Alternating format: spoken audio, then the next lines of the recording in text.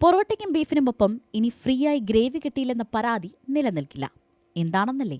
Beef ഫ്രൈയും പൊറോട്ടയും order ചെയ്ത ഉപഭോക്താവിന് ഗ്രേവി സൗജന്യമായി നൽകിയില്ലെന്ന പരാതി നിലനിൽക്കുന്നതല്ലെന്ന് എറണാകുളം ജില്ലാ ഉപഭോക്തൃ തർക്കപരിഹാര കോടതി. എറണാകുളം സ്വദേശി കോലഞ്ചേരി 10-ാം മൈലിൽ പ്രവർത്തിക്കുന്ന ഒരു സ്വകാര്യ ഭക്ഷണശാലയ്ക്കെതിരെ നൽകിയ പരാതി പരിഗണനാർഹമല്ലെന്ന് വ്യക്തമാക്കിയാണ് കോടതി നിരാകരിച്ചത്. പരാതിക്കാരനും സുഹൃത്തും 2024 നവംബർ മാസത്തിലാണ് കോലഞ്ചേരിയിലെ റെസ്റ്റോറന്റിൽ ബീഫ് ഫ്രൈയും പൊറോട്ടയും ഓർഡർ നൽകിയത്. ഓർഡർ ചെയ്ത ഭക്ഷണത്തോടൊപ്പം ഗ്രേവി ആവശ്യപ്പെടുകയും അത് നൽകാനാവില്ലെന്ന് ഹോട്ടലുടമ അറിയിക്കുകയും ചെയ്തു. തുടർന്ന് കുന്നത്തുനാട് താലൂക്ക് സപ്ലൈ ഓഫീസർക്ക് പരാതി നൽകി. താലൂക്ക് സപ്ലൈ ഓഫീസറും ഫുഡ് സേഫ്റ്റി ഓഫീസറും അന്വേഷണം നടത്തുകയും ഗ്രേവി കൊടുക്കുക എന്നത് സ്ഥാപനത്തിന്റെ പോളിസിയല്ലെന്ന് റിപ്പോർട്ട് നൽകുകയും ചെയ്തു. തുടർന്ന് പരാതിക്കാരൻ കോടതിയെ സമീപിച്ചു.